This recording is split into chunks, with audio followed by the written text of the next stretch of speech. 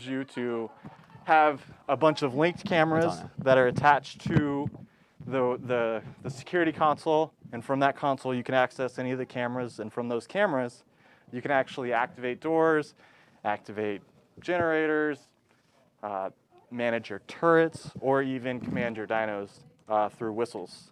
And that will be any camera that's connected to that console. The range is pretty absurd. You can cover a large area per camera network. And this will essentially just give you an ability to keep an eye on everything around you and also interact with a lot of the things that you might need to interact with while checking up on stuff. People are saying it's mainly for PvP again or something. No, this is definitely not only for PvP. As a PvE aspect, I mean, you can always be checking on what the newest dino tames are out there without actually having to go fly out there if you just get a camera in a high spot. It can also just be a great way to keep an eye on your own base, your own security, or even, as a RP side of things, you can also talk through the camera, so you can have it as your front door camera and talk through visitors and make sure that they're safe before entering. There's a lot of different ways you can use it for sure. It's definitely not just PvP. Nothing we make is fully PvP focused. A lot of it tends to balance towards PvP because that's a lot of what our game is fighting and building and taming. But that's all PvP aspects. Yeah. Is it, so, again, I guess in a couple questions, is it like a motion detected or what do we? No, you have to actually activate the cameras. You just have to go access the console, and then you can switch through any camera in your network. And from there, you'll have that camera's perspective, and you can look around fully. People that see these cameras, they'll be able to tell which one is active, if one is active or is inactive.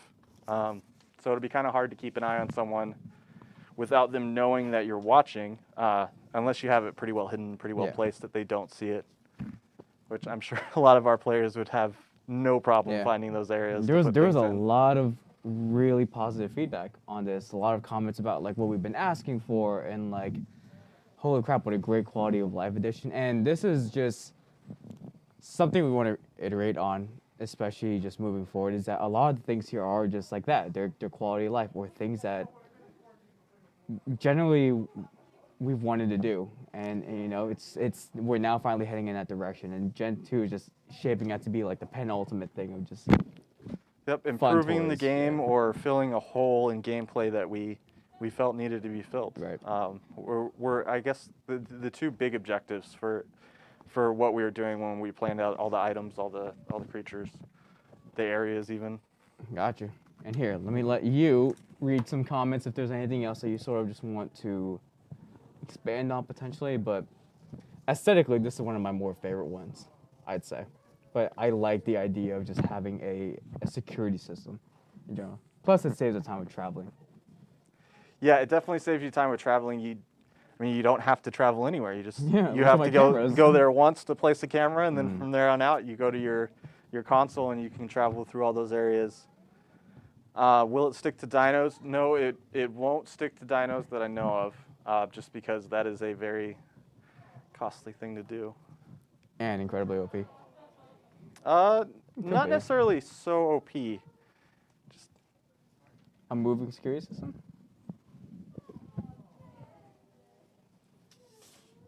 Oh, thanks.